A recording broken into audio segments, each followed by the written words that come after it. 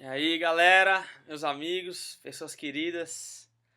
Tô aí porque estamos nessa época de eleições aí, rolando muita coisa, muito ódio, petistas contra tucanos, Dilma versus Aécio, e eu tô sentindo uma falta de um debate sobre a questão mais profunda que envolve esse mundo que a gente vive hoje, né?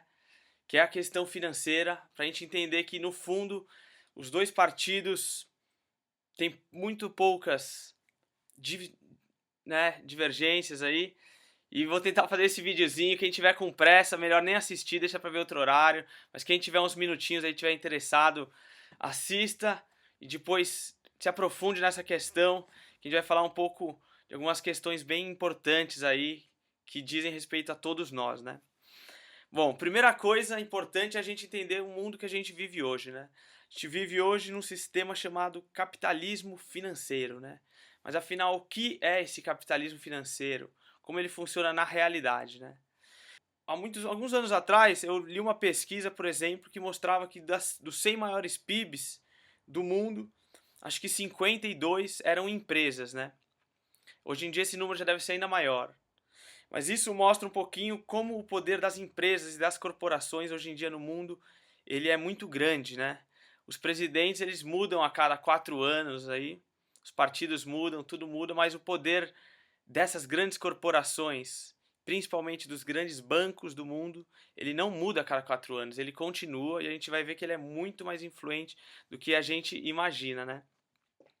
Então eu começo para ilustrar um pouquinho dessa questão, mostrar melhor como, o que é esse mundo que a gente vive, uma pesquisa sensacional e fundamental para a gente embasar e ter um embasamento teórico e não ficar só nesse plano de conspirações ou imaginações, né? Então eu vou falar sobre um estudo de 3 economistas pesquisadores da Universidade de Zurique, na Suíça, né? Eles tinham essa mesma dúvida, mas afinal fala-se tanto que o poder é concentrado, que hoje em dia existe um grupo com muito dinheiro que controla tudo, mas será que ele existe de verdade? Será que isso é uma teoria? Ou será que isso é realidade? Então esses 3 professores fizeram um estudo abrangente. Fizeram o quê? Pegaram as 43 mil maiores multinacionais do mundo.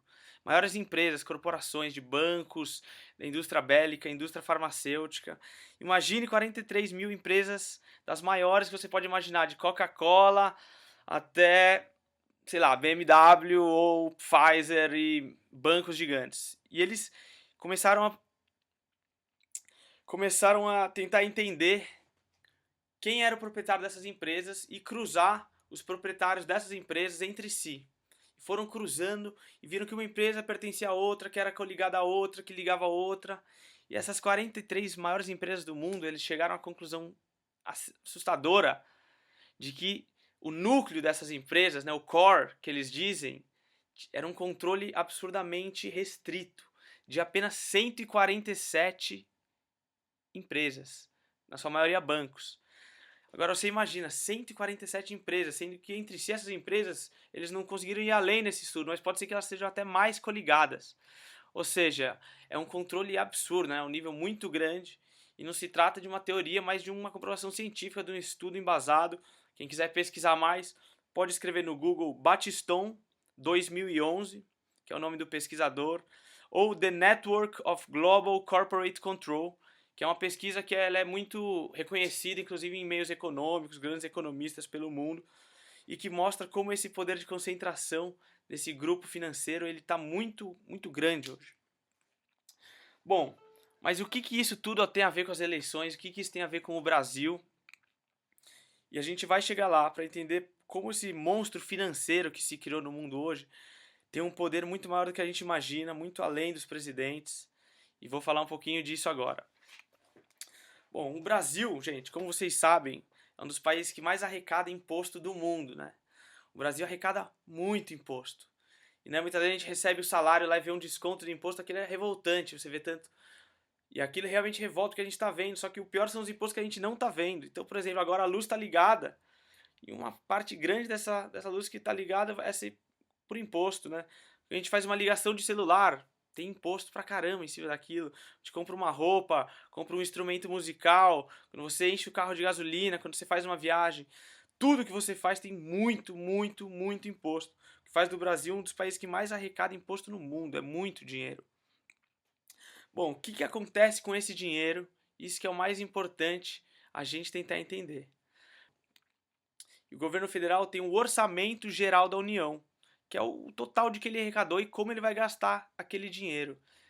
Então eu vou mostrar para vocês agora algo que vai deixar todos meio abismados, meio revoltados, porque é isso que falta nos nossos debates eleitorais, a gente tentar entender um pouco das questões macroeconômicas, né, e não dos detalhes, às vezes de uma política X ali naquela estrada ou um bolsa tal aqui, a gente tem que antes ver o quadro geral para depois entrar nos detalhes, senão a gente corre o risco de quê? De ficar se matando para salvar uma árvore e não tá vendo ter um bosque inteiro sendo destroçado, certo? Então, vou mostrar para vocês aqui, gente, o gráfico no levantamento que foi feito pela ONG Auditoria Cidadã da Dívida, unicamente com dados oficiais. Eu vou mostrar primeiro do ano de 2013 como foram gastos, como foi gasto o dinheiro público, para vocês entenderem. Bom, estamos aqui então com os dados oficiais, dados do próprio governo, com o Orçamento Geral da União executado em 2013. E a gente tem aqui as seguintes cifras. Saúde, 4,29% do orçamento destinado para a saúde. Migalha. Educação, fundamental para transformar um país, para educar, para criar pessoas mais conscientes. 3,7% do orçamento.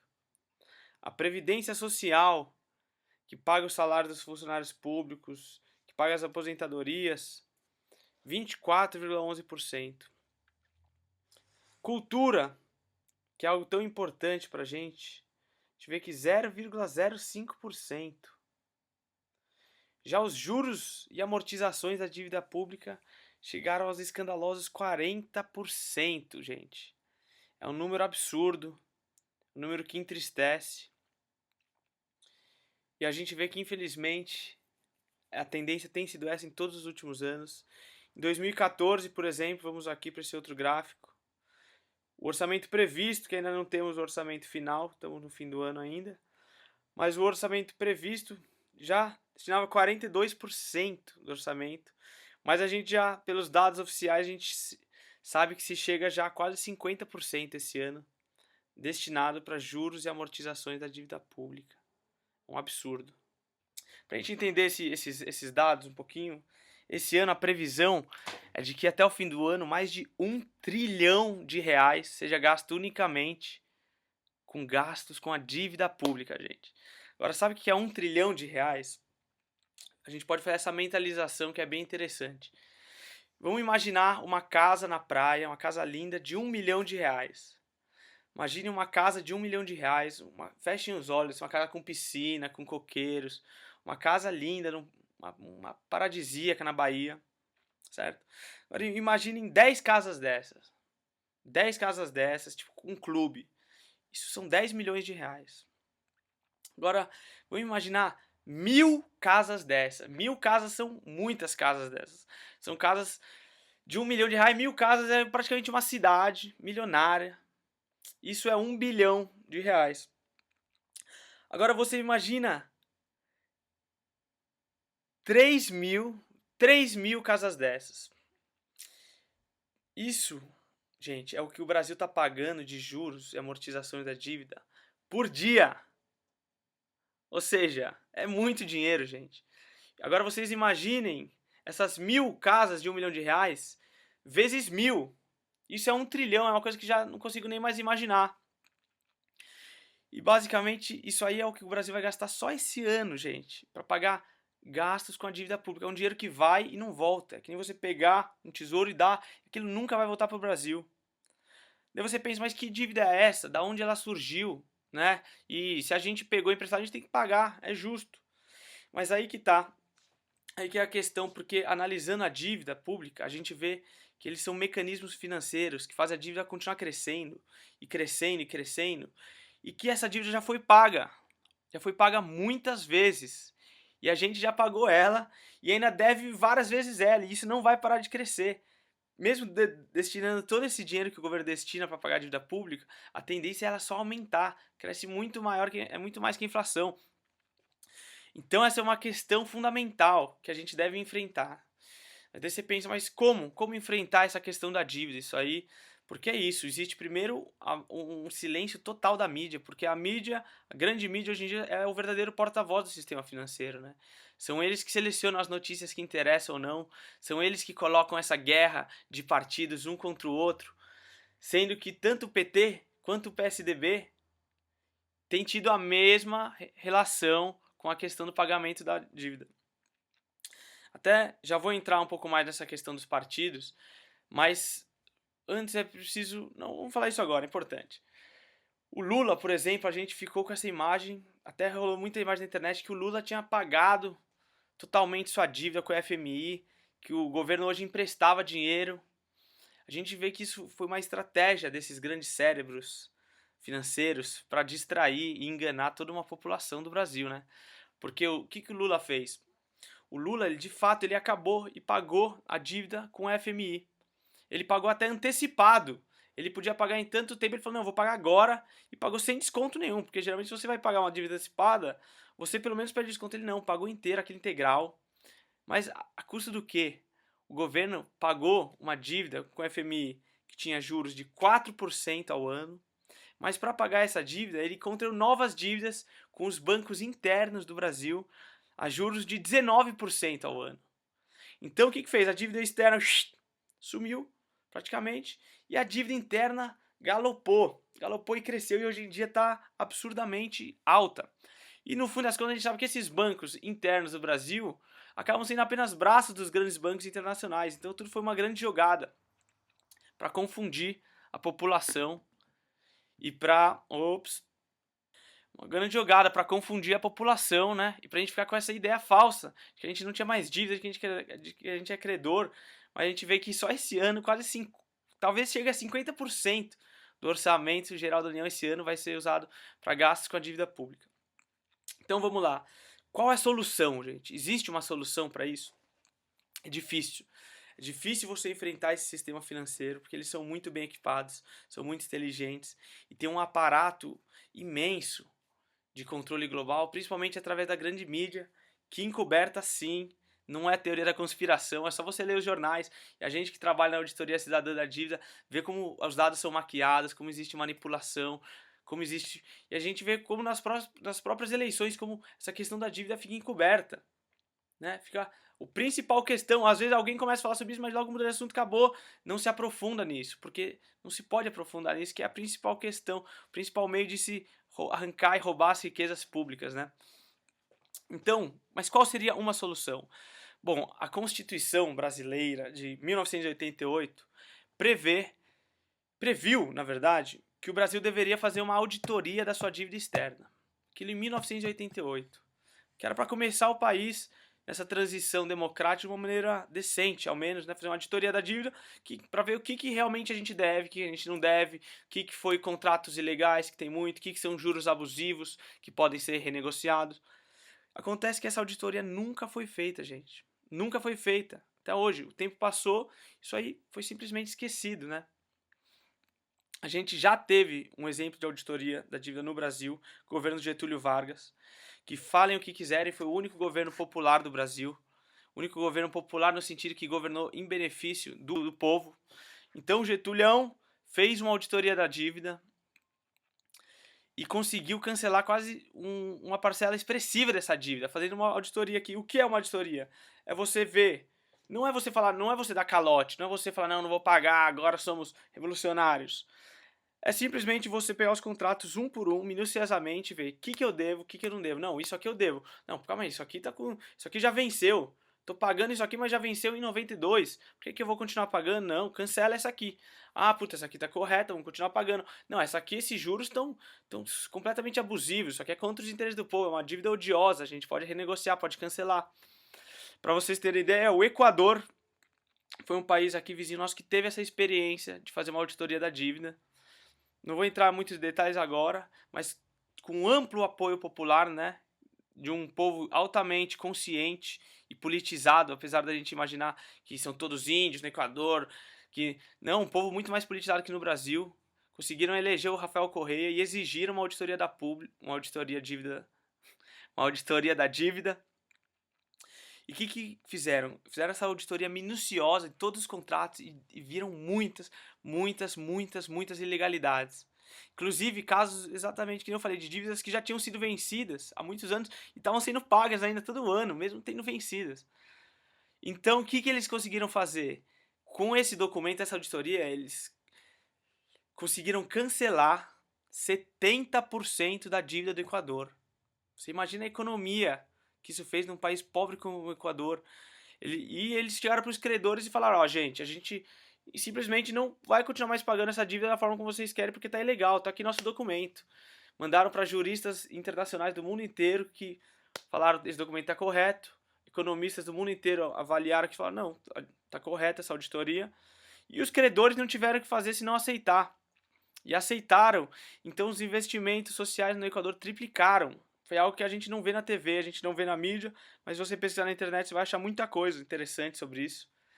Então você imagina, se no Equador, que é uma economia desse tamanho comparada com a do Brasil, se eles conseguiram já cancelar 70% e ter uma revolução social, imagina no Brasil, que a gente está gastando R$ 1 trilhão por ano, para pagar uma dívida que a gente sabe que é ilegal. Porque teve uma CPI da dívida já que mostrou várias ilegalidades nessa questão da dívida, que mostrou que nós estamos dando dinheiro para os vampiros, os verdadeiros vampiros globais, que estão muito além dos governos, que envolve Banco Mundial, que envolve FMI, que envolve Wall Street e todos os tubarões que estão sugando. E esse problema acontece em todos os países do mundo hoje, praticamente. Os poucos países que tentam enfrentar essa questão são logo taxados de países comunistas, ditadores, países eixos do mal, porque é assim que se faz a lavagem cerebral. Acontece que não é nem questão de ser comunista. Eu, por exemplo, não sou comunista. E não tem nada de comunista nisso. E a direita também, o liberal verdadeiro, também é a favor de uma auditoria da dívida, né? Então a gente tem que parar um pouco com esse debate que foi construído justamente para confundir a sociedade, para que a gente não veja as questões globais. Então, por que eu estou falando isso? Porque a gente está no meio dessas eleições, está vendo um clima de ódio, de rancor de PT contra PSDB. A gente sabe que tem muita diferença entre os dois, mas primeiro é importante, você que é militante petista, que acredita no governo e quer mais mudanças, que quer investimentos sociais, quer investimento em cultura, a gente precisa cobrar do PT e cobrar desse governo que atinge as questões reais. Porque o Lula, todas as eleições antes dele ser eleito, ele era a favor da auditoria da dívida e ele falava disso. Mas para ser eleito, antes, ele fez uma carta ao povo brasileiro, que foi na verdade um documento endereçado aos grandes financistas do mundo, especuladores, falando que ele pagaria de fato, continuaria pagando, priorizando o superávit primário para pagamentos da dívida, não ia romper os contratos. E aí, nesse momento, ele foi eleito, porque foi como se o mercado falasse, tudo bem, agora você pode. Você pode mexer em migalhas aí, mas não mexe com o nosso grande... E é isso que o PT tem feito. O PSDB, então, tinha uma política agressiva neoliberal. O governo Fernando Henrique Cardoso, a dívida triplicou, não sei, cresceu muito, além do regime das privatizações, que foi escandaloso. A Vale do Rio Doce, por exemplo, a família que comprou a Vale do Rio Doce, em 3 meses, eles recuperaram o valor que eles tinham pago. Sabe, as maiores reservas de ouro, de nióbio do mundo, riquezas absurdas. E para que foi privatizado? Principalmente porque falava que o quê? Que esse dinheiro ia ajudar a acabar com a nossa dívida, ia pagar a nossa dívida. Só que a gente viu, venderam essas riquezas e a dívida continuou crescendo do mesmo jeito. Deram esse dinheiro para os mesmos que compram, né, que é o sistema financeiro. Ou seja, eu não estou me aprofundando muito aqui para o vídeo não ficar muito longo. Mas essa é uma questão que a gente precisa se aprofundar, galera.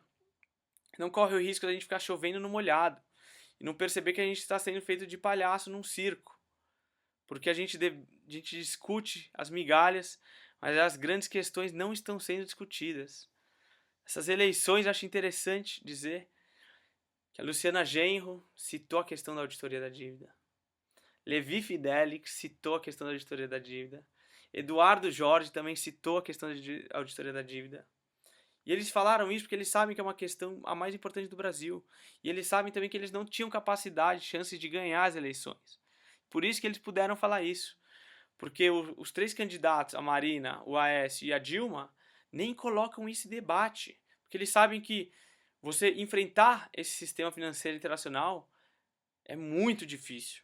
Provavelmente se o Lula tivesse seu primeiro mandato e enfrentado essa questão, ele não teria 3 mandatos de PT, teria tido um golpe de Estado, teria tido um impeachment, teria tido acusações de tudo que a gente imagina, e o governo não teria governado. A população ia estar nas ruas falando que está com medo, iam tirar o... Porque é assim que funciona hoje em dia, ou você entra no esquema ou você não consegue governar. Mas isso porque a população está adormecida dessas questões, né? Porque a gente não está participando desse debate, porque se a população tivesse consciente disso e estivesse pesquisando e estivesse lutando por isso, a gente teria com certeza muito mais chances de enfrentar esse vampiro financeiro que hoje em dia está sugando aí as riquezas do Brasil. Quantas horas do seu dia você não está, na verdade, pagando a dívida para essa galera? Isso é importante, meus amigos. Peço desculpa aí pelo vídeo simples, mas peço que a gente se aprofunde mais. Não acreditem em tudo que eu falei. Pesquisem, vejam com seus próprios olhos. Eu vou recomendar links e matérias que abordam essa questão um pouco. Vá a todos os amigos que eu encontro na rua, a gente acaba falando sobre esse assunto e as pessoas se interessam e passam a se engajar. Então eu fiz esse vídeo justamente para a gente poder compartilhar isso com mais pessoas, senão tem que ficar o dia inteiro falando sobre isso e não dá certo. Então, vamos que vamos. Conheçam mais o movimento Auditoria Cidadã da Dívida, que é o principal movimento hoje em dia no Brasil que batalha por essa questão. E é um movimento aberto, todos são bem-vindos, seja você de esquerda, seja você de direita, seja você evangélico, gay, negro, branco. Estamos todos no mesmo barco. Precisamos enfrentar essa questão unidos, né? Porque o principal mote da política é dividir para conquistar, né? A sociedade dividida é muito fácil você controlar. Você ter o controle sobre essa sociedade. E os Estados Unidos é assim há muitos anos, republicanos e democratas. No Brasil chegamos a esse ponto já de ter uma divisão total da sociedade, né? Enquanto os bancos mesmo, os grandes bancos internacionais, os grandes financistas, essas famílias ultra trilhardárias que estão recebendo bilhões e bilhões e trilhões sem trabalhar, apenas especulando, eles estão dando risada.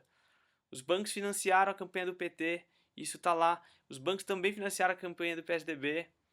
Ou seja, existem divergências entre os dois partidos. Eu mesmo não vou anular meu voto, eu tenho voto.